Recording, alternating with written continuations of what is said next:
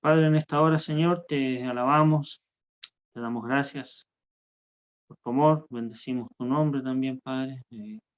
Reconocemos tu grandeza y tu obrar en nuestras vidas. Reconocemos, Padre, que usted ha sostenido su iglesia, ha sostenido nuestras vidas, nuestro andar, y también, Padre, le damos gracias porque podemos tener este tiempo, Señor, de poder aprender, de poder crecer, en cuanto a la membresía, que en cuanto a lo que usted con su palabra vemos con respecto a ser miembros de la iglesia, a ser el cuerpo de Cristo, amigo. Oramos por este tiempo, oramos por los que se van a conectar, por los que ya estamos, Señor, que usted sea guiando todo, ayudando a nuestro hermano Walter en este tiempo, y que sea de provecho, Señor, para nuestras vidas espirituales y también, Padre, en cuanto a crecer en el conocimiento de lo que es ser miembro de la iglesia, Padre. Gracias por su amor, y gracias por la iglesia, y gracias por este tiempo. En el nombre de Jesús, amén. Amén. Amén. Vamos a ir con lo que tenemos preparado para hoy día. Así que vamos a retomar desde ahí. La semana pasada. La semana pasada estuve un poco delicado de salud. Bueno, se me terminó pegando el resfriado que tenía mi esposa, pero ya estamos bien. Así que gracias, Señor. Fue un mero detalle. Bien, voy a comenzar compartiendo mi pantalla con la presentación que envié.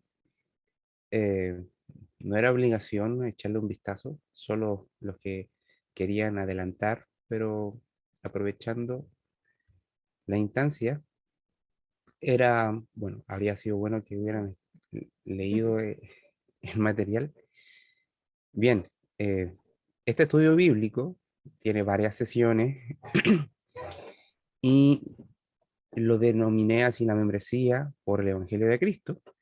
Ya hemos visto 3 sesiones y me refiero a sesiones con temáticas en sí. Por ejemplo, la primera habló de qué es la membresía bíblica, la segunda habló sobre qué es ser un miembro de una iglesia local, y como tercero vamos a ver quiénes pueden ingresar a la membresía bíblica, ¿ya? No sé si están viendo mi pantalla, lo que estoy compartiendo, ¿sí? ¿Lo logran ver?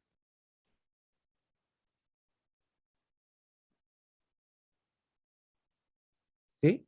Ya, yo no los Sí. veo, así que, ya, ahí estoy viendo algunas manitos, excelente. Muy, muy bien. Entonces, esa es la temática que vamos a comenzar a desarrollar hoy, y prácticamente vamos a estar tres sesiones o 3 videollamadas con esta sesión, ¿ya? 3 videollamadas con esta sesión, porque vamos a ir descifrando algunas cosas que son muy, muy importantes.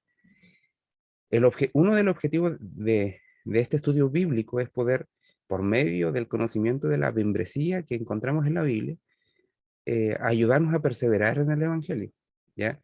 Es fundamental ayudarnos a perseverar en el crecimiento de nuestra fe, en la madurez de nuestra fe, y eso no se ve solamente en lo que nosotros sabemos, aprendemos y respondemos a preguntas, sino en nuestra práctica. Y eso tiene que ver tanto en mi práctica personal, y esto vincula mucho el asunto de la práctica congregacional. Y por eso tenemos esta idea de quiénes pueden ingresar a la membresía de la iglesia local. Si yo les preguntara eso, ¿qué podrían decirme ustedes? ¿Quiénes podrían ingresar a la iglesia local como miembros? ¿Alguien que quisiera responder esa pregunta?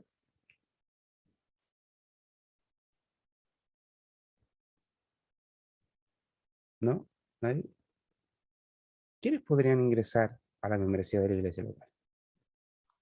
Primero los hijos de Dios Ya, y ¿sí? que lleven congregado en ese lugar un tiempo para que nos conozcan y también nosotros conocerle a ellos, saber la doctrina, la enseñanza. ¿Sí? Sí, muy, muy bien. Muchas gracias, hermana Marcia. Hermana Maritza, creo que iba a responder también. Sí, aparte de lo que dijo la hermana Marcia, yo creo que también que hayan cumplido con el mandato del bautismo. Ujú. Yo creo que eso también es un testimonio que son hijos de Dios, o sea, público. Sí, Eso. sí. Bien, siempre ocurre un dilema cuando los hermanos que vienen de otras tradiciones congregacionales se encuentran con iglesias de sana doctrina y les piden que para ser miembro o incluso para compartir la mesa del Señor procedan con el bautismo. Y algunos de ellos se bautizaron, pero se bautizaron así nomás, pues, o sea, los mojaron en la cabecita. Entonces, eh, eso, eso de repente quizás viene a ser una responsabilidad prácticamente de donde se estaban congregados, pero el asunto es importante por varios asuntos. Los líderes de otras iglesias que llevan esto de esta manera es un peligro, pero también para nosotros es una alerta porque debemos de mostrar presencia en el territorio de nuestro país. O sea, si somos unos, debemos de buscar que seamos más para que la doctrina también sea conocida. Entonces ya, no nos vamos a detener ahí, pero vamos a avanzar. Y antes de ir de lleno a la pregunta o la respuesta en sí, que se va a estar respondiendo a lo largo de toda esta videollamada y con otras también, eh, vamos a avanzar con lo que tengo preparado aquí. Y antes de ir directamente a la respuesta, recordar lo que hemos visto. Recordar, la primera sesión fue sobre qué es la membresía, como ya lo anticipé, definimos qué es la membresía, qué es el reconocimiento de la fe, vimos lo que creemos de la iglesia, que es la eclesía, es una asamblea, una congregación que el Señor tomó para sí y se identifican por ser discípulos de Cristo, perseverar en su doctrina y que entre ellos también están el sometimiento a sus ordenanzas. También vimos razones bíblicas para practicar la membresía y pasamos a la sesión 2 también, que qué significa ser miembro de una iglesia local, que viene a ver la autoridad que tiene la iglesia local, ve que está instaurada por el Señor y se somete a ella, porque es en ese contexto donde el Señor quiere que persevere y ponga en práctica sus dones. Vimos el pacto y promesa que para nosotros lo tenemos como lema en nuestra corporación, que debe de ser conocido por todos sus miembros y que sea necesario de comunicarlo, se hace necesario comunicarlo cuando tenemos nuevas eh, o nuevos postulantes que quieren ingresar a la membresía de acuerdo a una práctica constante de perseverancia entre medio de nosotros. Y finalmente el beneficio y el sometimiento busca una unidad. Bien, entonces, junto con eso, tenemos que entender que hay algunos conceptos claves que surgen acá. ¿Hay alguien que tenga algún concepto clave en su mente, algo que pueda decir, este concepto es muy relevante y creo que esto es demasiado importante para hablar de la membresía?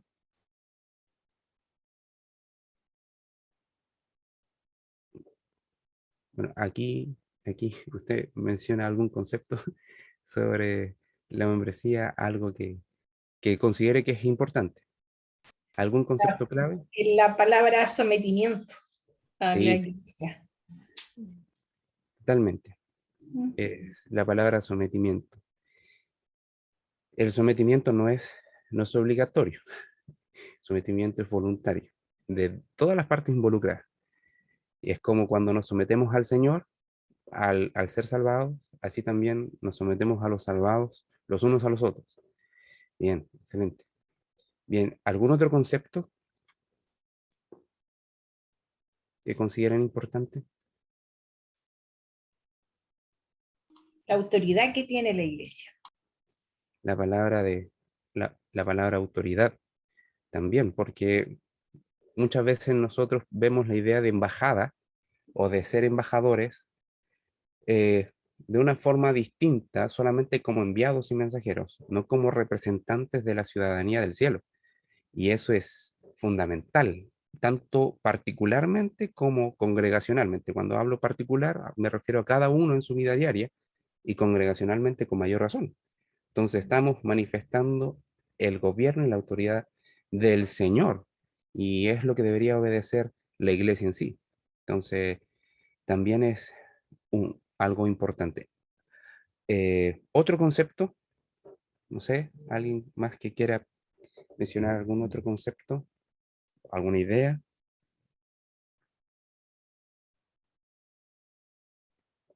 ¿No? Algo clave y algo medular también es esto, lo que nosotros vemos como pacto y promesa. El pacto y promesa que nos hacemos mutuamente para ayudarnos a perseverar en la fe en el Evangelio. Eso también es súper, súper importante. Quizás no lo vemos constantemente frente a nuestros ojos, pero debe ser una verdad que debe estar constantemente en nuestro corazón. ¿Para qué? Para ayudarnos a crecer como hijos del Señor, buscar nuestra santificación, entendiendo que mi pecado afecta al cuerpo de Cristo, y por eso es importante considerarlo así, considerarlo así. Bien, creo que alguien quería hablar, ¿no? ¿No? Ya, ok. Walter, Dígame, pastor, compromiso. el compromiso, también el compromiso, ¿sí? Cuando uno implícitamente hace un pacto y promesa, muestra un compromiso. Y no es solamente como cuando estamos delante del altar y ante los testigos, y es bonito decir cosas lindas, pero después en la práctica, en el día a día, ahí se ve el compromiso, tanto con los quehaceres, grandes quehaceres, como los quehaceres más pequeños. Perdón por eso. Entonces, eso es importante, el compromiso. Compromiso que tenga que ser abnegado, un compromiso abnegado, porque uno lo que quiere es el bien del otro, y ese tiene la idea del amor, eso tiene la idea del amor, el amor de los unos a los otros. Bien, y podemos concluir que uno busca la unidad de la fe, la unidad de la práctica, la unidad de la iglesia del Señor, sobrellevándonos los unos a los otros, ejerciendo nuestros dones y talentos para el beneficio de la vida espiritual de la congregación en general. Entonces, hay varios conceptos importantes. Una pregunta importante que se puede desprender eso es, ¿cómo lo llevamos a la práctica? Bueno, eso piénselo usted, pero vamos a ir directo ahora al objetivo que tenemos para hoy, que tiene que ver con lo que vamos a aprender. Identificar los criterios que dan lugar a los requisitos bíblicos de la membresía de la iglesia local. Identificar los criterios que dan lugar a los requisitos bíblicos de la membresía de la iglesia local. ¿Por qué hablamos de criterios? Porque en la Biblia no nos dice requisitos bíblicos para ser miembro, 2 puntos. Pero sí vemos quiénes eran los que se incorporaban a la iglesia local. Y ahí sí podemos ver requisitos bíblicos que delinean estos criterios. Requisitos bíblicos, ¿por qué bíblicos? Porque no es lo que nosotros queramos hacer. Muchas veces por ser celosos con la membresía, ponemos una traba adicional que la Biblia no está señalando. Y ahí podemos ver todo lo que es lo que a nosotros nos gusta, nos desgusta, los asuntos morales, éticos, en cuanto incluso con la vestimenta. Entonces, lo que sí hay que tener, ¿cuál es el criterio formado a través de los requisitos bíblicos que vemos de los que componían la iglesia local? ¿O quiénes eran los que vemos que eran recibidos por esta iglesia local? Bien. ¿Quién puede acceder a la membresía? Por ahí dijeron los hijos de Dios, y de forma también general, algo sinónimo es los cristianos. Los cristianos están aprobados para entrar a la membresía. Entonces, por eso podemos decir que los requisitos para acceder a la membresía de la iglesia no deben ser ni más altos ni más bajos de los requisitos para ser cristiano. O sea, para que nosotros podamos incluir a alguien en la membresía, tenemos que acreditar o tener en cuenta que realmente es un creyente. O sea, nadie puede ser un miembro de la iglesia local si primero no es miembro de la iglesia de Cristo universal. Y eso tiene que ver con la fe, con el nuevo nacimiento, cuando es salvado. Entonces, el propósito de la membresía de la iglesia local es buscar confirmar quiénes son las ovejas del Señor y quiénes no son ovejas del Señor. O sea, lo miramos en términos positivos, en ese criterio, en forma positiva, de buscar quiénes son los hijos del Señor. Y cuando se vienen a congregar con nosotros, ese tiene que ser nuestro fin, porque la iglesia es el conjunto de los salvados. Entonces, la membresía eclesial empieza cuando la iglesia local confirma la profesión cristiana de fe de la persona, como Jesús hizo con Pedro. Le preguntamos a la persona quién es Jesús. Y eso es lo que nosotros esperamos, que confiesen, como al igual que Pedro, que Jesús es el Hijo de Dios, del Dios viviente. Y eso es lo que deben de entender todas las personas que quieren optar a ser parte íntima del grupo de la membresía de la iglesia local. De hecho, podemos decir de otra forma lo siguiente: la gente necesita entender el Evangelio y creer en él para unirse a la iglesia. Y esto también es una referencia directamente del libro La Membresía, que es bastante bueno, es uno de los pocos libros de membresía que están en español, hay otros que están en inglés, pero es muy, muy bueno este libro, y lo voy a compartir para que puedan tener una lectura complementaria, ¿ya? Bien, entonces, por su parte, ¿cuál es el criterio bíblico? Entonces ya asumimos que son los hijos de Dios los que deben de ingresar a la membresía, son los cristianos los que deben de ingresar a la membresía. Pero ¿cuál es el criterio? Bueno, ahí mismo vemos cuál es el criterio. ¿Quiénes son verdaderamente creyentes? Pues tenemos que preguntarnos eso. ¿Quiénes son verdaderamente nacidos de nuevo? ¿Quiénes han puesto su fe en el Evangelio? ¿Quiénes han puesto su fe en el Señor Jesucristo para salvación de su alma y para perdón de sus pecados? Que confiesa que Jesús resucitó de entre los muertos, como veíamos estas 2 ya semanas de predicación dominical. Bueno, ahí podemos nosotros entrar de lleno y ver cuáles son los elementos característicos que profesa y que mantiene a la alma unida al Señor, al alma del pecador arrepentido unida al Señor. Bueno, ¿qué es lo que vemos? Vemos que salen a relucir 3 criterios. Lo primero es la fe, segundo el arrepentimiento, y en tercer lugar el bautismo por inmersión. Bien, estas 3 cosas son innegables, estas cosas son fundamentales, y tenemos que ver el asunto de la membresía tan fuertemente partiendo de la fe y el arrepentimiento, pero sin olvidar el testimonio público. Y junto con eso me gustaría animar a que tengamos en mente que tenemos que ser cuidadosos también con quienes bautizamos, ¿ya? Con quienes bautizamos, no yendo más allá de lo que el Señor estableció en su palabra, ni tampoco ir más abajo de lo que el Señor estableció en su palabra. Y por eso es importante pasar tiempo escudriñando las Escrituras y tener contacto con las personas, viendo su vida. ¿Por qué? Porque no vamos a conocer la realidad de su fe a menos que así sea. Bien, entonces, el primer criterio en el cual nos vamos a establecer hoy es el criterio 1 de la fe. Así que antes de comenzar me gustaría preguntar si alguien hasta este momento tiene algún comentario, alguna pregunta, algo que aportar, ¿no? Vamos bien entonces. Ya. Aquí vamos a tener algunas visitas a algunos pasajes bíblicos. ¿Por qué? Porque tenemos que entender qué es la fe. ¿Y qué es la fe? ¿Ya? Hay una pista ahí grande, pero es lo que yo quizás definí según lo que puedo ver en la escritura, pero no sé si alguien más tiene alguna otra definición de fe o quiere aportar en cuanto a esta definición base algo más de lo que podemos decir que es la fe, ¿no?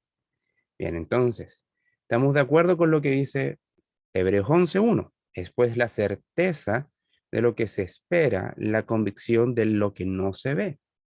Es creer en hechos comprobables y confiables. Cuando hablamos de certeza, no es creer cualquier cosa. No, hablamos de cosas ciertas. Se relaciona con la palabra certeza. Estamos hablando cosas que se pueden ver, que se pueden palpar.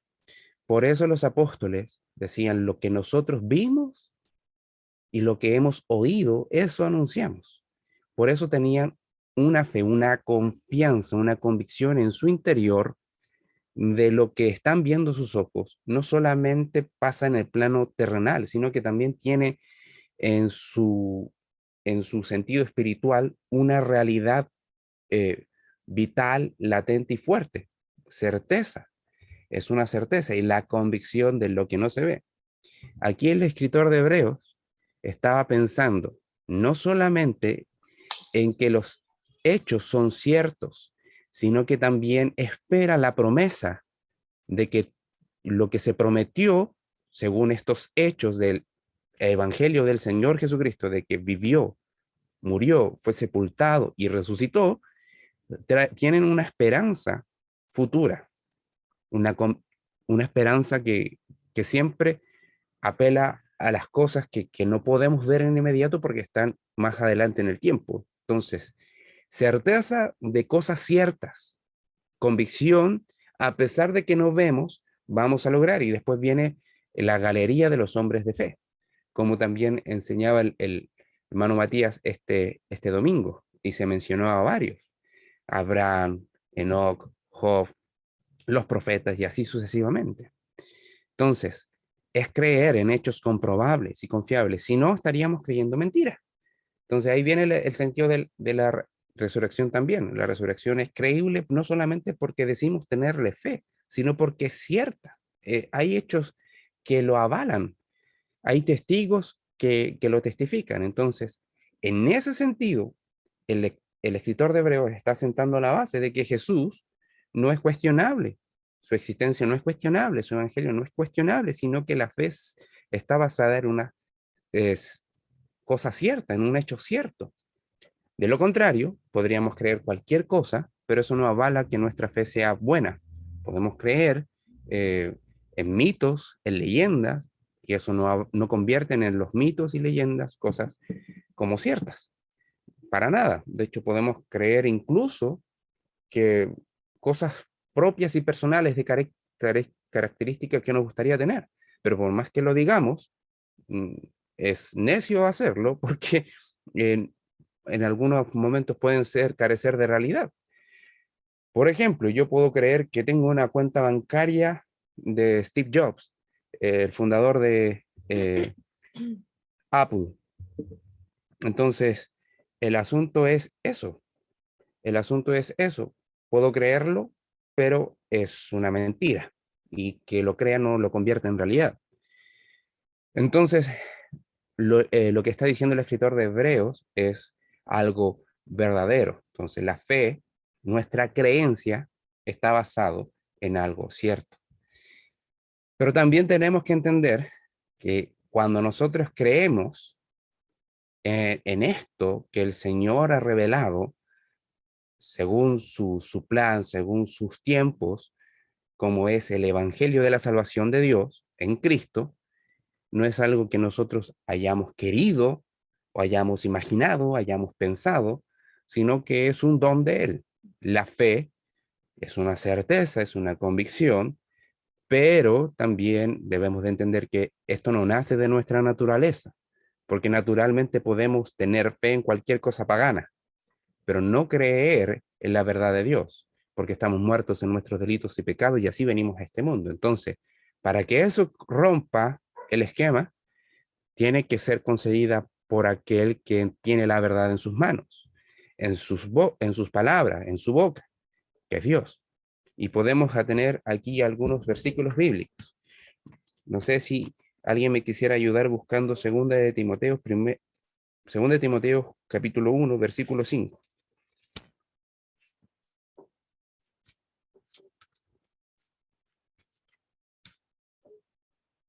¿Nadie? ¿O alguien? Acá, hermano Walter. Ya. 1:5.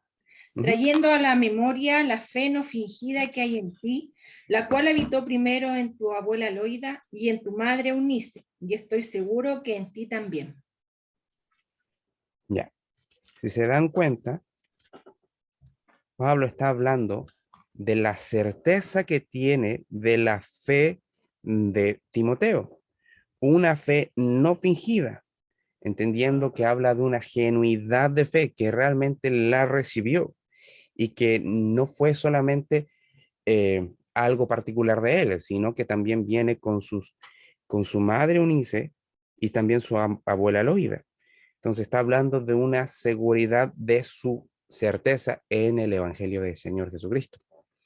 Entonces, esta fe no fingida no proviene de él, sino que viene de Dios, la cual habitó primero en tu abuela Loida y en tu madre Eunice, y estoy seguro que en ti también. Entonces, aquí Pablo está demostrando también que la fe nos da testimonio y es la fe la que nos permite tener esta comunión y es la fe la que nos permite tener esta cercanía como hermanos, como familia de Dios y también como miembros de una iglesia local. También podemos decir que es concedida por Dios según lo que dice Efesios 2, 8, 9.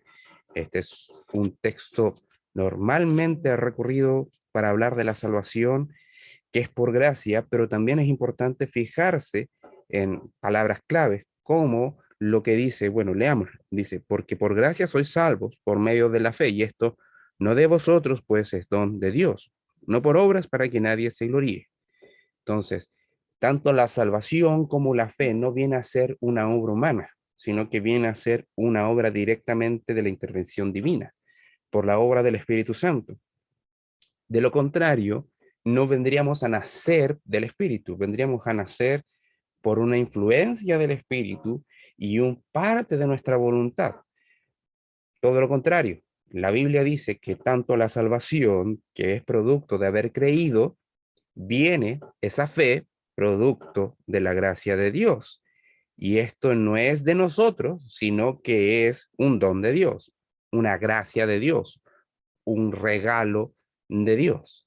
Entonces, es importante definir la fe así, que es una certeza, que se deposita una creencia en hechos ciertísimos, que se tiene una convicción a través de eso, incluso recibiendo promesas en el futuro, entendiendo que esta es concedida por Dios y Dios da testimonio de eso, así como lo hizo con Timoteo y sus familiares, y Pablo también, entendiendo que todo esto es un don de Dios, así como la salvación.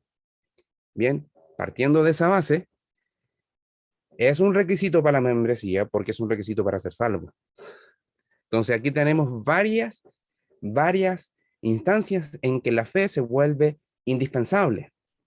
Por ejemplo, la salvación y la vida eterna, la justificación, la adopción, la comunión, agradar y acercarse a Dios, perseverar como creyentes, recibir las promesas de Dios, etcétera. Podemos seguir ampliándonos elementos o aspectos importantes de la vida cristiana donde la fe está presente no solamente para la salvación, sino también para muchas cosas que ocurren en la salvación.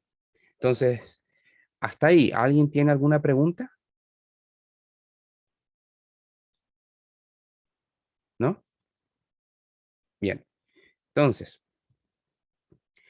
vamos a avanzar. Vamos a ir con los versículos que hablan sobre la importancia de la fe en la salvación, aunque ya vimos un pasaje que es Efesios 2, 8 y 9, que habla de que la gracia de Dios es la que nos salva y que es por medio de la fe, y tanto la salvación como la fe no es de nosotros, sino que es un don de Dios. Pero también tenemos un texto de Juan 3:16, que es fundamental. Juan 3:16, un texto que uno lo ocupa para predicar en todas partes. Eh, no sé si alguien puede recitar de memoria o leer Juan 3:16. Ya, amor, léalo usted. Porque de tal manera amó Dios al mundo, que ha dado a su Hijo unigénito, para que todo aquel que en él cree no se pierda, mas tenga vida eterna. Amén. Eso me recuerda mucho a los puntos de predicación en los cuales participé. Pero en este sentido es fundamental. ¿Qué nos entrega cuando creemos? El Señor, bueno, el Señor nos entrega la fe y consecuentemente cuando creemos en Él, también nos entrega la vida eterna. Y la vida eterna vemos en otro pasaje de la Escritura es tanto tener el conocimiento de su Hijo y consecuentemente conocer al Padre y así tener un conocimiento de Dios donde podemos nosotros vivir hoy y disfrutar hoy, entendiendo que eso también es sinónimo de la vida eterna. O sea, es igual. Jesús dijo, y esta es la vida eterna, que te conozcan a ti y al Hijo a quien tú has enviado. Entonces, la vida eterna es creer en Él, que es resultado de la fe que nos entrega el Señor. Bien, tenemos la fe que es indispensablemente importante para la salvación y consecuentemente también para la vida eterna. Ahora pasamos al punto 2, dice justificación. Y podemos ir al libro que habla mucho de la justificación, que es Romanos. Vamos a Romanos 1. Romanos 1, versículo 17.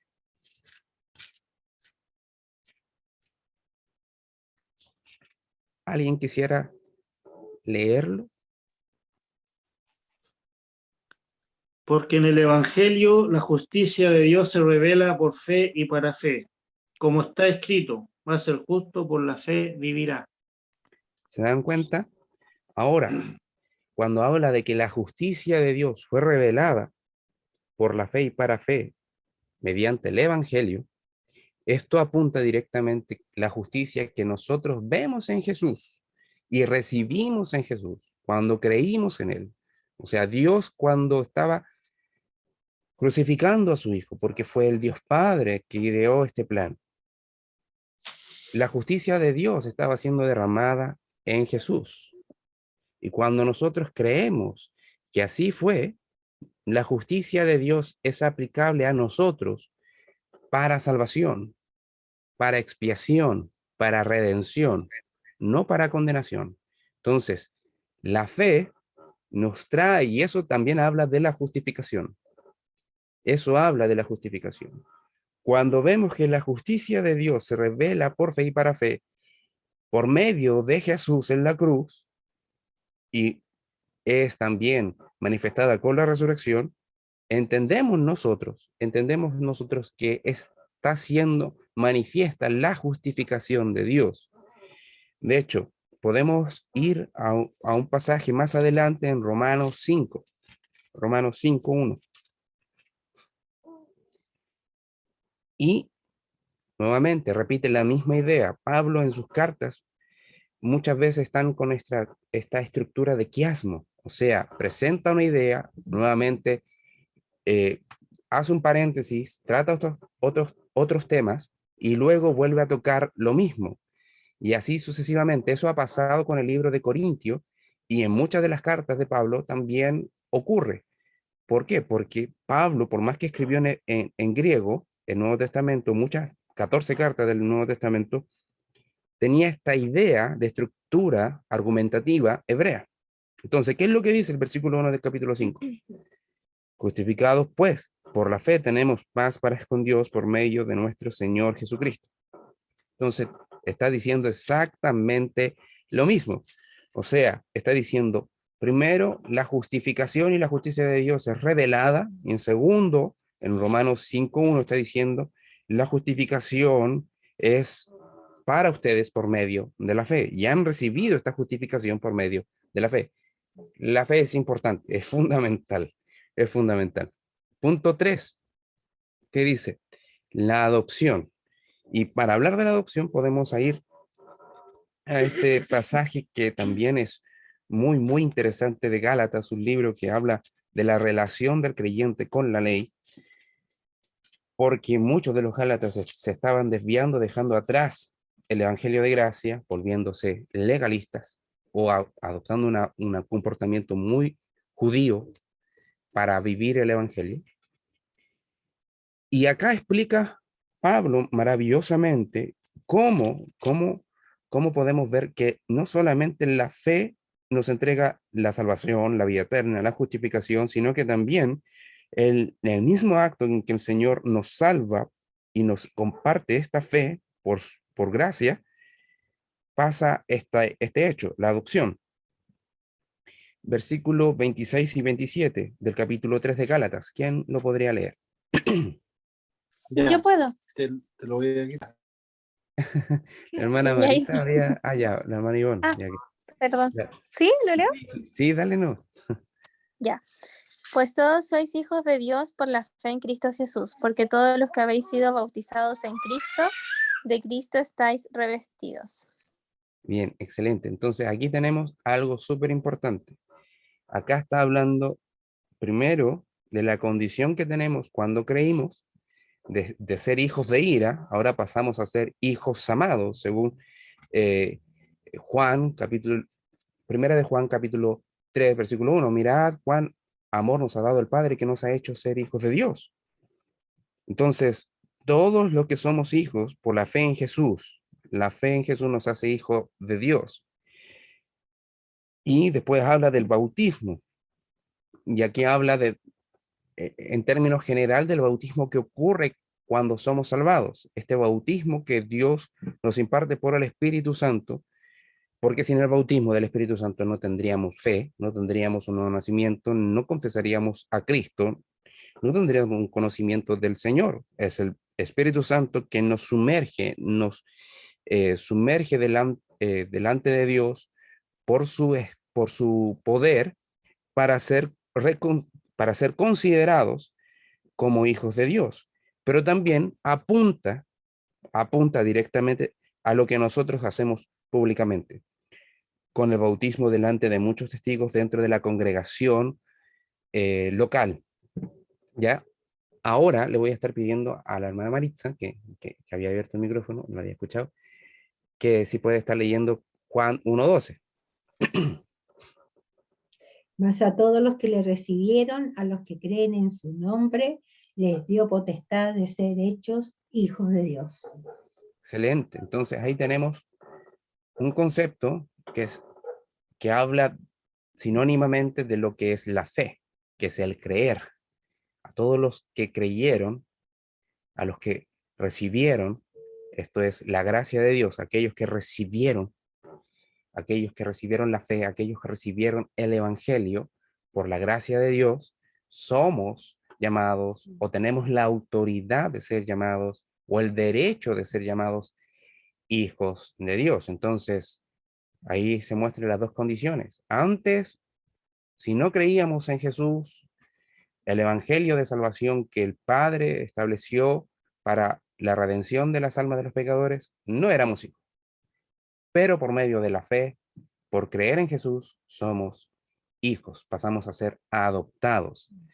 Bien, y también tenemos, hablando de Gálatas, que la fe en el evangelio es importantísimo entender que la fe en el evangelio nos brinda la comunión. Es central la fe en el evangelio para la salvación y es central la fe en el evangelio para la vida práctica en la iglesia, de forma congregacional y individual. Así que vamos a ir a Gálatas 5:6.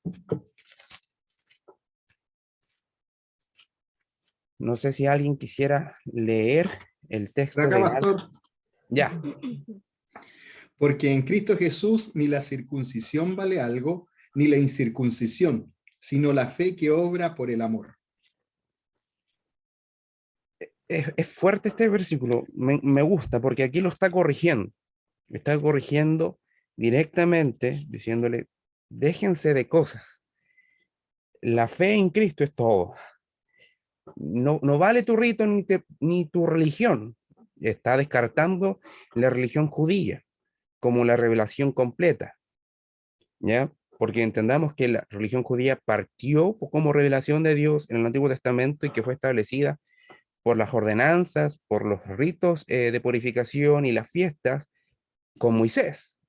Después se fue desvirtuando, por supuesto, pero esa era la primera parte de la revelación. La revelación termina estando completa en Cristo. Entonces, porque en Cristo Jesús ni la circuncisión vale algo, ni la incircuncisión. O sea, seas pagano, seas muy judío, no vale nada, sino la fe que obra por el amor. Y es lo que vemos en Cristo. Cristo vino, fue enviado por el amor del Padre. Bueno, decimos así porque el texto lo dice, por el amor que tan grande tuvo el Padre que envió a su Hijo. Ahora, no significa que Jesús no nos amara, también nos amó. De hecho, el texto de Juan dice que Él amó a los suyos y lo amó hasta el final. Y eso es maravilloso. Entonces, la unión que tenemos es por la fe en el Evangelio. Por la fe en el Evangelio, no por mis ritos religiosos, no por mi espiritualidad pagana, sino por la fe que obra en el amor, en respuesta al amor que recibimos de Dios Padre y de Jesús. Y esto es maravilloso, esto es tremendo. Entonces, podemos ver lo que dice en Gálatas 6:10. Dice así: así que, según tengamos oportunidad, hagamos bien a todos, y mayormente a los de la familia de la fe. Somos la familia de la fe, somos la familia de Dios, que llevan como emblema la fe en hechos ciertísimos. Tenemos certeza de que todo lo que Dios dijo que pasó con su Hijo es verdad, es verdad. Entonces, mientras tengamos la oportunidad y asumiendo que estamos unidos por la fe, podemos hacer el bien a todos, pero mayormente a aquellos que nosotros hemos identificado como creyentes. Entonces, esto es fundamental, esto es importantísimo, porque ahí se ve la comunión también. Cuando vamos en ayuda del hermano, vemos la comunión, porque le llamamos hermano porque distinguimos que tiene la misma fe que el Señor nos ha impartido. Todos tenemos la misma fe, deberíamos tener la misma fe en ese sentido. Bien, pasamos al punto 5, agradar y acercarse a Dios. La fe es tan fundamental, tan importante corroborarla cuando estamos evaluando quiénes son los postulantes de la membresía. ¿Por qué? Porque su forma de vida práctica va a manifestar que si con fe se acerca a la comunión con nosotros, va a estar agradando y se va a estar directamente acercándose a Dios, no a un grupo de personas que se reúnen ciertos días para hacer ritos religiosos, sino hace esos ritos religiosos prácticamente porque está buscando agradar y acercarse a Dios. ¿Por qué? Porque cree que existe, cree que su evangelio es real y cree que le va a estar recibiendo. Y eso lo vemos en Hebreos 11:6. Ahí sí. ¿Alguien quisiera leer este texto?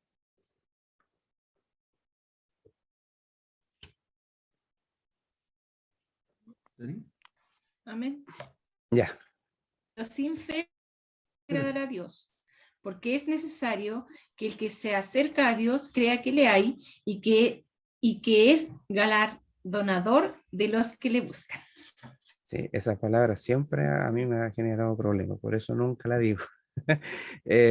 Sí, el Señor entrega galardón a todos aquellos que nos acercamos a Él. Puede ser este galardón como una recompensa.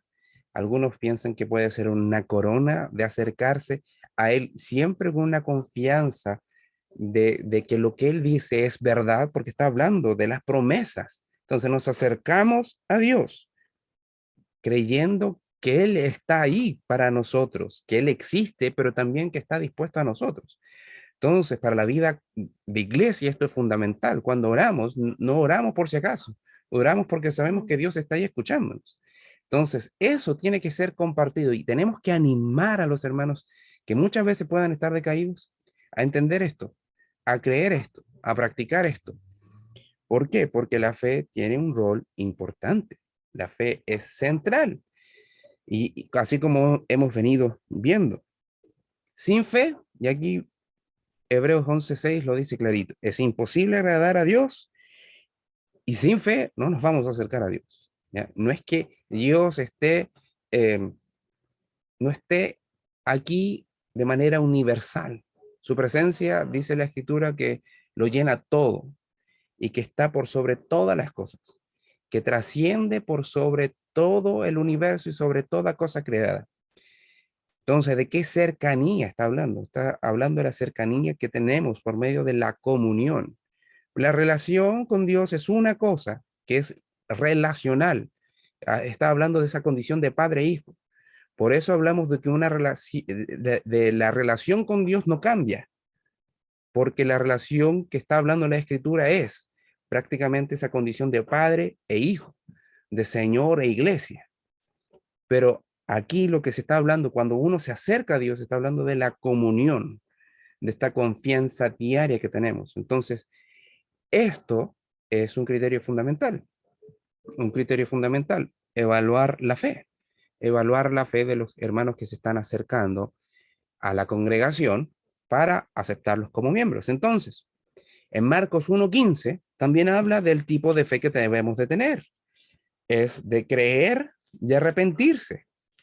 El Señor Jesucristo está hablando, bueno, Juan Marcos está hablando de la predicación del Señor Jesucristo cuando empezó su ministerio. ¿Qué dice?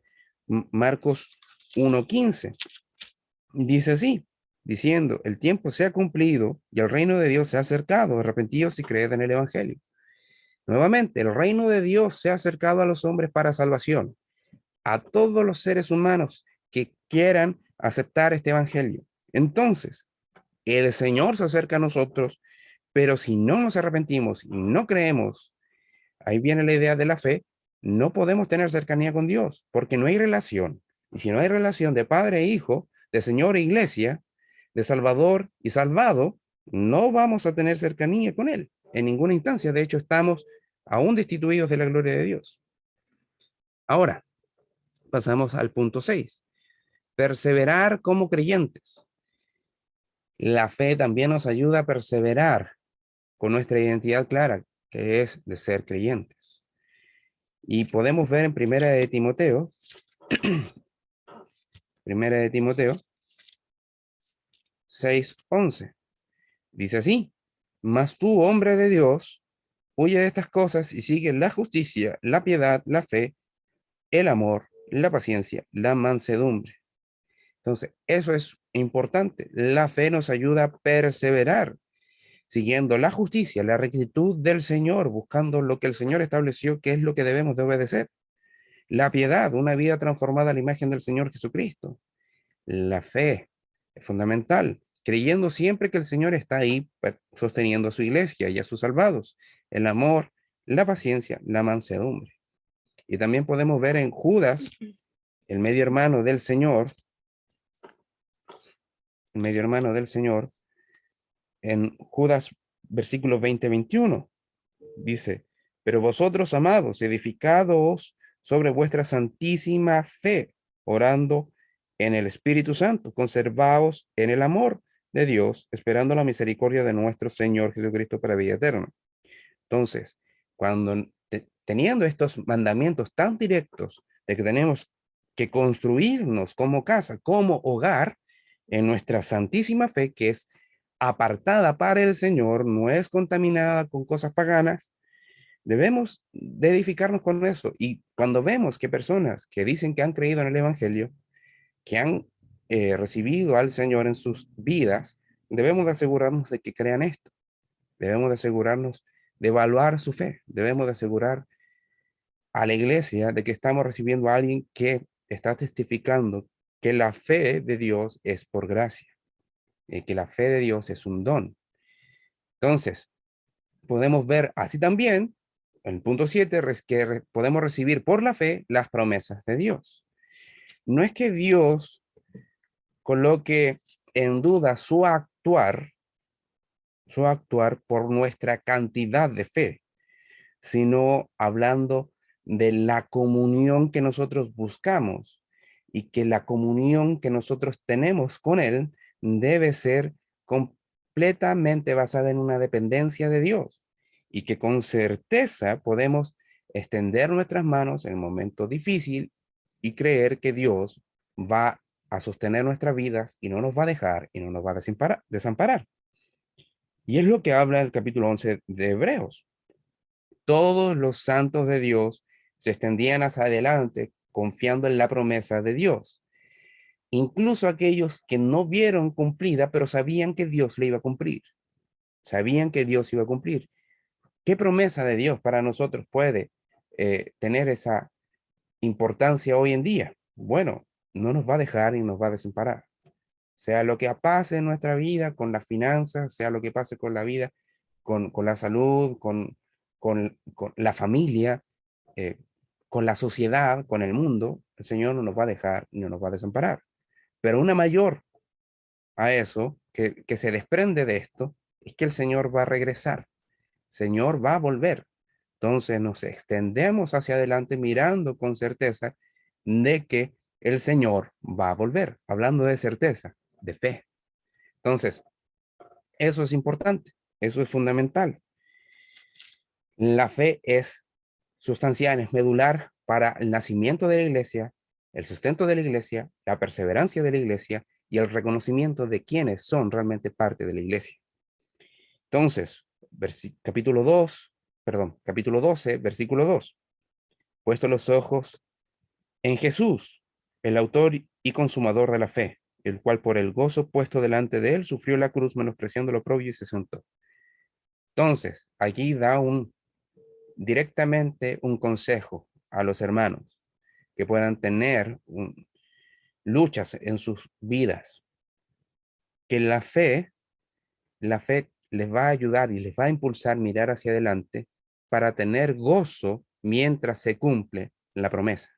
Así como el Señor ponía delante de él el gozo cuando sufría el oprobio y sufría la cruz, así nosotros debemos de poner hacia adelante que nuestra fe debe estar anclada en las promesas de Dios, de que su salvación es permanente, su salvación es totalmente fuerte y nadie la puede echar abajo, y así también la fe, creyendo que el Señor va a cumplir su promesa. No nos va a dejar, no nos va a desamparar. El Señor está ahí, está escuchando nuestras oraciones, ve nuestro pesar, pero también va a regresar. Entonces, la fe es importantísima cuando hablamos de la membresía. Por eso es un criterio. Ahora, ¿alguien tiene alguna pregunta, algún comentario? Déjenme desplegar aquí el panel para ver si alguien quiere levantar la mano, o si alguien no. ¿No? ¿Nadie quiere comentar algo? Entonces, vamos a ir con esta última lámina que tenemos acá, o última diapositiva, que dice, en el caso de un postulante unirse a la membresía oficial de la iglesia, la fe aplica en dos sentidos, ¿ya? Nosotros vimos la importancia y fuimos tratando de descifrar que la fe es importantísimo en todo lo que el Señor establece en su palabra, para salvación y para santificación, perseverancia y unión con el cuerpo de Cristo. Pero también vemos, resumiendo esto, podemos ver en dos asuntos muy importantes. Cuando alguien se va a unir a la congregación, tenemos que ver primero el testimonio de su conversión, que habla de su fe, y también el conjunto de doctrinas que cree. Cuando habla de fe, también detrás está hablando de lo que él cree, y eso es inseparable. O sea, la fe no es en un abstracto, no es en la nada, sino es con contenido, con información, es con algo que tiene en su mente, paradigmas, como visión. Entonces, el testimonio de su conversión, de si realmente es creyente, es lo primero que tenemos que evaluar. Y lo segundo que tenemos que evaluar, cuando alguien que dice es creyente puede unirse a nuestra iglesia local, por supuesto, pero vamos a estar viendo tu testimonio si realmente eres alguien que ha recibido el evangelio, y vamos a evaluar qué doctrinas tienes tú en tu corazón, en tu mente, qué cosas has aprendido y qué cosas debes de desaprender. Ahora, si no lo aceptas, claramente no vamos a tener comunión, porque el Señor habla de que tenemos que tener una fe, un Señor y un bautismo. Entonces, eso es importante. De todas maneras, el objetivo de esto no es pedir a una persona que confirme una declaración de fe de forma teológica perfecta, o que fuesen profesionales de años de estudio. Si es un nuevo creyente, no podemos pedir eso. Y tampoco podemos pedirlo si es un creyente experimentado. No sé, si llegase a tocar a nuestras puertas, suponiendo Paul Watcher o Miguel Núñez, está mayor, pero igual. No sé, Jonathan Jerez, Sara Jerez, o algún hermano que usted admire por su testimonio, por su fe, y que llega a ser miembro de nuestra congregación siendo él de otra denominación.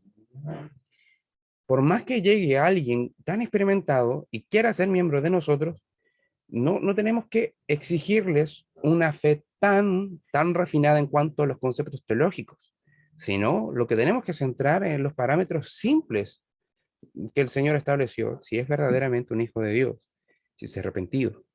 ¿Qué es lo que cree del Señor? ¿Qué es lo que cree del Señor? ¿Cree que el Hijo de Dios? ¿Cree que Él vino a morir en nuestro lugar para recibir la ira de Dios, para recibir la justicia de Dios y así, por su sangre, pagar nuestras transgresiones y limpiarnos de nuestra maldad? Y no solo eso, que al tercer día se levantó de la tumba, ascendió a los cielos y que ha visto y ha sido y fue visto por muchos testigos. Eso es fundamental. Creer lo que el Señor vivió, cómo murió y que resucitó. Bueno, en las confesiones siempre se habla de que fue sepultado porque también es un hecho histórico, que es un testimonio vivo hacia las gentes, al mundo entero.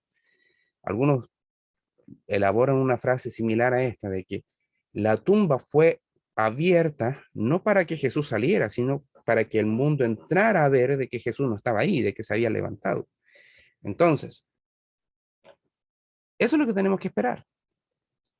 Y todo lo que se desprende de la fe es lo que vimos con anticipación en la anterior diapositiva o lámina. Por último, tenemos que entender que ese es nuestro foco cuando vamos a evaluar a alguien que quiere ser un creyente, o, perdón, que quiere ser miembro de nuestra iglesia, porque si es creyente, ya lo es. Entonces tenemos que solamente ver su testimonio y ver qué es lo que cree. ¿Para qué? Para mantener la iglesia sana. Bien, ¿alguien tiene alguna pregunta? ¿Algún comentario? Porque esta es la última lámina y estamos terminando. Hermana Yo Mari. tengo una duda. Y hermano Roberto, creo. ¿Quién primero? Ah, Usted, en ese orden. Las damas, Ya. las damas. gracias, gracias. No, a mí me surgen dudas porque yo he presenciado la llegada de hermanos que son hermanos, porque que creen en la resurrección de Cristo, en su muerte, su sacrificio que nos hace salvo a todos nosotros, y todo eso ellos lo tienen clarito, pero de repente llegan con, como tú bien lo dijiste, con diferencias doctrinales, pero más sutiles, no sé cómo explicarlo.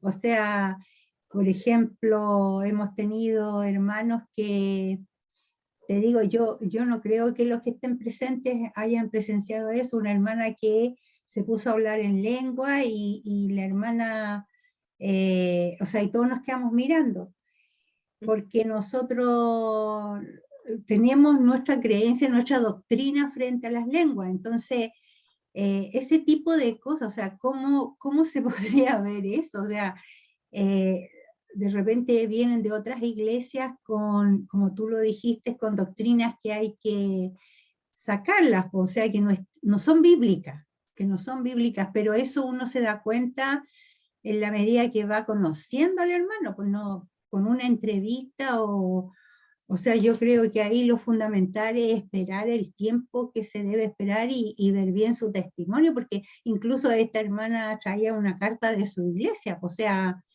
y otros ejemplos que yo te podría dar y que en el fondo como no estaba esto que estás haciendo tú, y no había esta aclaración de lo que es ser miembro de una iglesia local, nos quedamos mirando todos, pues, y bueno, yo no sé ahí, yo en ese tiempo estaba recién llegada y todo eso, no sé qué habrán hecho las autoridades de la iglesia en ese minuto, pero como te digo, de repente llegan con cosas más sutiles, o sea, toda la parte creencia, que todos creemos, ellos también creen, pero esta cosa de algunas prácticas, si se le pudiese llamar así, de algunas prácticas en la vida cotidiana, eso, que va en contra de lo que creemos todos nosotros.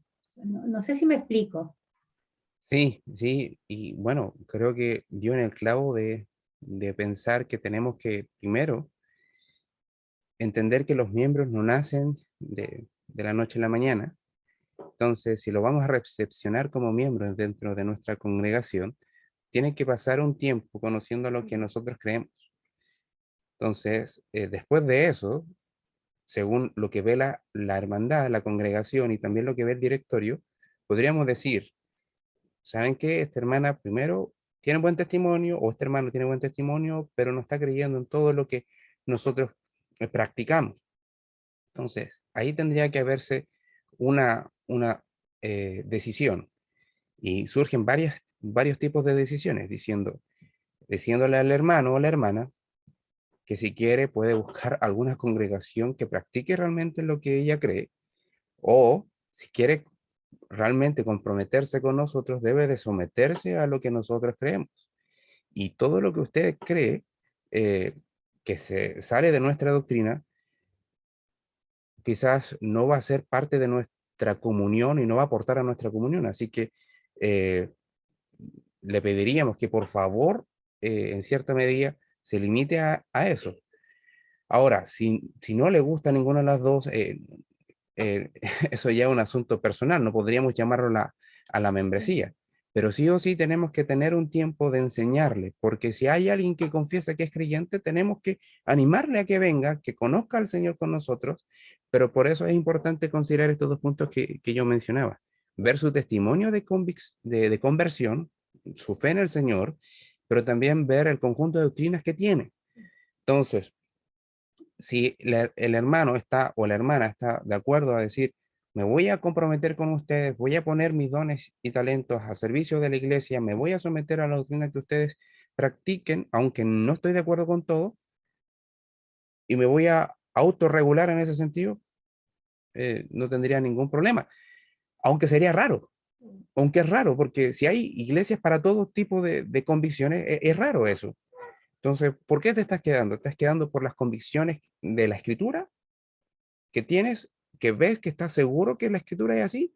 ¿O por qué motivo? Entonces, eso es un tratamiento que tendríamos que hacer con el directorio y es importante tener en consideración a los asistentes nuevos para que no vaya a ocurrir de que alguien se ponga a hablar en lengua, por ejemplo, se ponga a profetizar, no sé, porque puede ser un asistente, puede verse muy tocado o muy emocionado y pueda tener esta práctica. Lo que sí podríamos tener en mente que si llega a ocurrir en algún momento, tener la mente fría, tener la mente fría, no asustarse y buscar cómo proceder. Porque puede ocurrir, quizás no ha pasado, o si pasó en ese entonces, está bien, pero creo que es importante. ¿Por qué lo digo?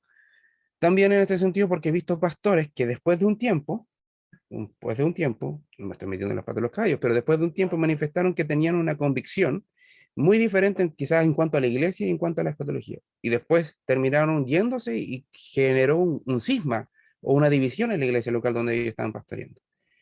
Entonces, ¿cuál fue el compromiso de él con la iglesia local y cuál fue el compromiso de él con el cuerpo de pastores?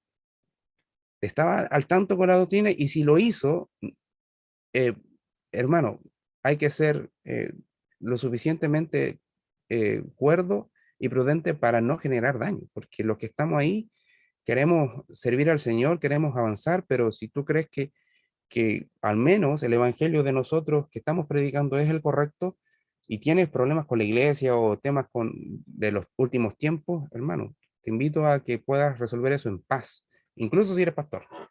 Entonces, eso es necesario tomarse un tiempo, tomarse un tiempo. No sé si puedo responder en algo la pregunta. Roberto, hermano Roberto, ¿cómo estás? ¿Estás todavía? ¿No? Sí, buenas noches, hermanos, ¿cómo están todos? Bien, bien. Siempre yo mi problema la cámara, pero estamos todos acá. Ya. No, era igual un poco apuntando lo que había dicho la hermana Maritza, pero en el caso mío es como va más el tema de la intelectualidad. Ujú. Hoy en día hay muchas personas que se congregan en la iglesia y en apariencia pueden engañar a la iglesia con la intelectualidad, declarar una fe intelectualmente, porque si uno estudia de forma intelectual la escritura, las puede manejar mejor que incluso un converso real. Entonces, en ese caso, donde se ve generalmente más manifiesto en la poca negación y lo que decía lo que se estaba viendo acerca del criterio de la fe en la diapositiva anterior, ese punto de la comunión con la iglesia. Que muchas veces hay hermanos que no manifiestan esa comunión, ese deseo de estar con la iglesia. Y porque, por ejemplo, acá está, la salvación y la vida eterna intelectualmente la puedo entender, la justificación también, la adopción, de forma intelectual las puedo entender, pero lo que no puedo, digamos, como se puede, distorsionar es la comunión. Pues. Entonces, era como lo mismo que preguntar a la hermana María, hermana María Escudero, en el sentido de cómo de darnos cuenta, y creo que el procedimiento es el mismo que usted dijo, hermano Walter. Yo creo que estar atento ahí a la comunión de los que puedan llegar a ser nuevos miembros, porque como vuelvo y repito, yo creo que hoy día lo que más ataca a la iglesia es este tema intelectual.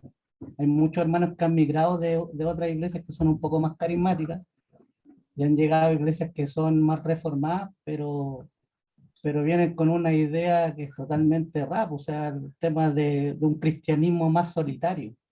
Estoy en la iglesia, me voy de la iglesia y en mi semana vivo fuera de la iglesia, siendo que la escritura muestra otra verdad. Entonces, era como más que nada preguntar sobre eso, pero ya creo que es la misma forma de resolverlo, ¿no? Sí, mira, igual podría aportar algunas cosas. Sí o sí, siempre apelamos a la comprensión racional de lo que la palabra dice.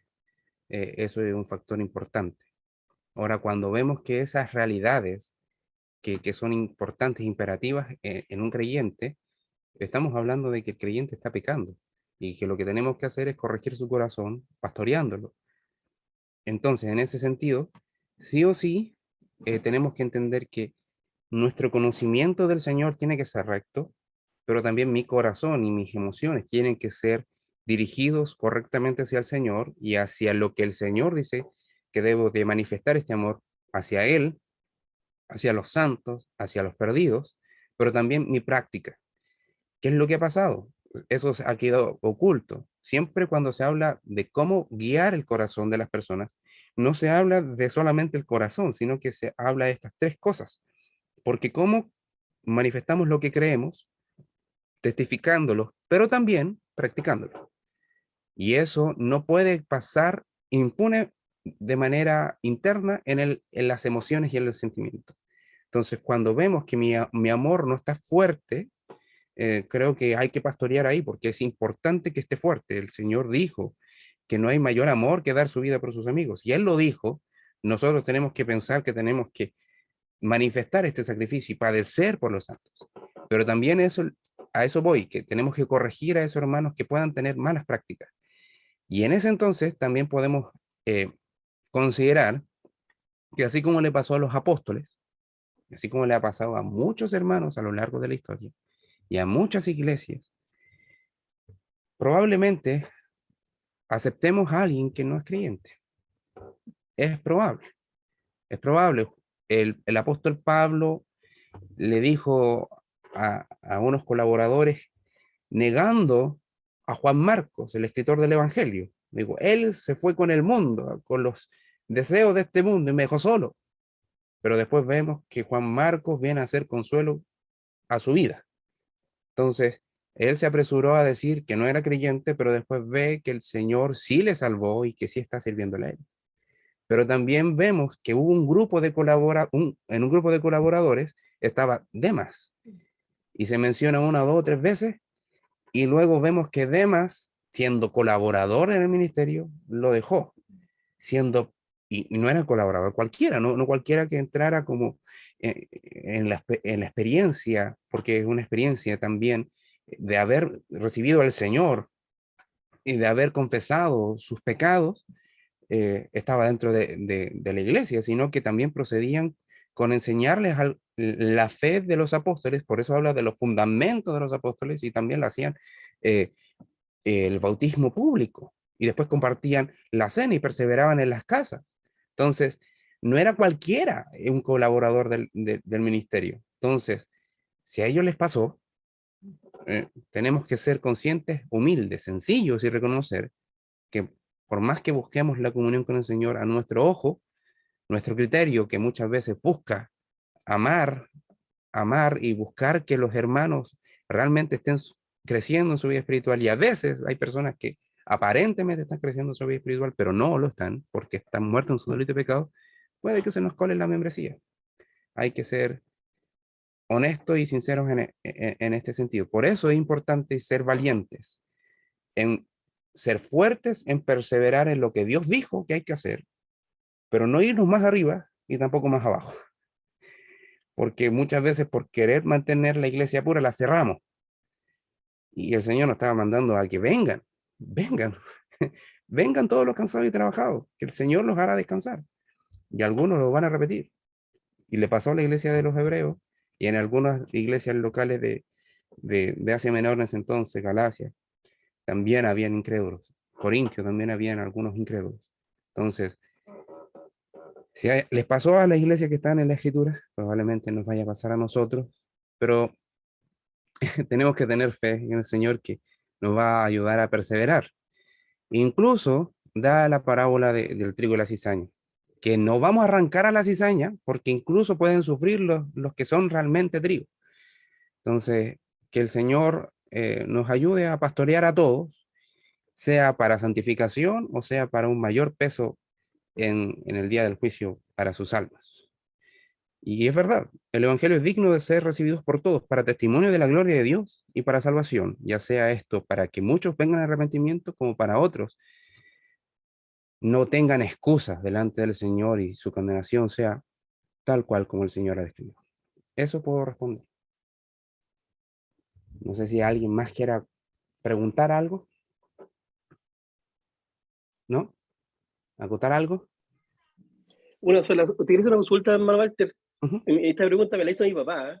Yo me acuerdo que se la comenté a Roberto. Y mi papá siempre me pregunta con respecto a la palabra. Él va, tú sabes, a la iglesia pentecostal, toda su vida estaba allá. Ya, y ya se conversamos de lo que se predica acá. Pues. Ya yo le cuento, le converso, los puntos de vista con respecto a la palabra de Dios, lo importante que es todo el tema. Y él me dice, ya, pero una pura pregunta, me dijo mi papá. Allá en tu iglesia, ¿hay libertad para dar gloria al Señor y decir gracias, Señor? ¿O están todos callados escuchando? Mira, mi iglesia, como no viene de raíces pentecostales, están todos callados escuchando. Dije, pero no hay impedimento, esto lo respondí yo, si estoy equivocado me corriges, pero no hay impedimento en que si tú quieres decir gracias, Señor, con todo tu corazón, lo puedes hacer. Si quieres decir gloria al Señor, lo puedes hacer. Lo que no te debe hacer, obviamente, es lo que tú sabes, colegio, el no provocar desorden. Si tú en un momento de la palabra, no sé, como le pasó a Diego tiempo atrás, ¿te acuerdas que Diego predicó justamente para el tema de la Cena del Señor? Una de las últimas predicaciones que predicó acá en Chile, antes que se fuera, y se conmovió su corazón, pues llegó un momento en que ya casi iba a llorar. Y son manifestaciones de gozo, de alegría. Y así lo expliqué a mi papá también. Entonces quiero saber si estoy errado en lo que acabo de decir o lo que le dije a mi padre. Eso no lo puedo definir solamente yo. Eso tiene que verse según la dinámica que tenemos como iglesia, como congregación. Yo en lo particular, si veo un corazón agradecido por la obra de Cristo, que quiere levantar sus manos, reconocer las grandezas del Señor, como lo hacían los salvados en el Nuevo Testamento, sin necesidad de caer en un éxtasis extraño o hablar en idiomas desconocidos que ni siquiera son lenguas humanas, étnicas, no hay problema. No hay problema. Ahora, el predicador va a tener que tener la capacidad de concentrarse después de si se ve muy interrumpido, ¿no? Pero creo que en ese contexto no hay problema. Deben decir el nombre del Señor. De hecho, los salmos eso me refería en todo caso, no me refería a temas de éxtasis, a interrumpir ahí, no, es como nos pasa a nosotros, porque muchas veces, bueno, yo en que me gozaba hace 2 domingos atrás, o el domingo pasado, bueno, en que le daba gracias al Señor en mi corazón, el Señor puso esa alegría en mi corazón de, oye, gracias Señor, porque estoy aquí aprendiendo de ti más y venía un gozo, una alegría de estar en la iglesia, y de estar donde hoy día estoy. Y me puse a llorar, pero ahí me siento tranquilo, yo toda mi vida en la iglesia pentecostal acá he llorado, siempre ha sido ese el tema de que lloro de alegría, de gozo, a veces de tristeza por cómo el Señor me descubre, me muestra mi pecado, por medio de su palabra, y también de gozo. Y lloro, Violita. Son manifestaciones a lo mejor de alegría, de gozo, eso lo hago yo por lo menos. Y mi papá Sí, se refería a eso, justamente al tema de decir gracias, Señor. No, pararse ahí a levantar la mano, pero sí, sí como decir, pucha, gloria al Señor. Gracias por tu salvación. O lo que le ha no, pasado también al pastor Mondaca, a veces incluso en clase, el pastor Mondaca ha glorificado al Señor en hebreo. ¿Me entendí? Entonces, y él lo ha hecho de su corazón en forma racional, pero en hebreo. ¿Me sí, entiendes? es Y eso que es totalmente ceñido a la escritura, no tiene nada fuera de lo común, según lo que yo creo. Pero no, para que no, mis hermanos también tengan el contexto de lo que es Pentecostal, realmente se forma un desorden. Por ejemplo, lo que dijo la hermana Mari, ¿qué vamos a hacer si pasa? Se nota, hermana Mari, se nota mucho cuando hay algo que no es de Dios, se nota demasiado. Si un pente es capaz de darse cuenta, con mayor razón ustedes. Así que sí. yo creo que es un tema, como dice hermano Roberto, muy hermano Walter, de analizarlo, esperar, ver si a lo mejor se puede educar a la hermana, al hermano, y a lo mejor lo recibe y pasa a ser hermano y entiende todas las cosas como Roberto y yo, en alguna forma, hemos podido entender. Pero eso es lo que te quería preguntar, porque esto fue lo que yo le expuse a mi papá, y quería saber si estaba en lo correcto. Nada más. Sí, sí, en lo particular todavía está ese concepto de dar libertad. O sea, nosotros en ningún momento podríamos decirle, silencio, por qué estás dando gracias al Señor? Porque lo salvó. No, no podríamos hacer eso, es matar al hermano, al creyente, incluso si eso mengua más adelante o si lo está muy fervoroso en la práctica de nuestra congregación, creo que es un error decir, hermano, tú estás errado porque no haces esto, ya sea a favor de levantar las manos o de gritar o de expresar eso. Aunque yo creo que es necesario la exteriorización del agradecimiento, no solamente cuando estamos públicamente y se da la oportunidad, sino, ay, como decías tú, decirle gracias al Señor y entre medio de la alabanza, decirle amén, Señor, bendito es el Señor, glorificado sea tu nombre, aleluya tu nombre. ¿Cuál es el problema? Si estamos dignificando al Señor. Ahora, si pensamos que con eso vamos a generar una secuencia y de que se va a generar eso también es un error y que también se tiene que enseñar.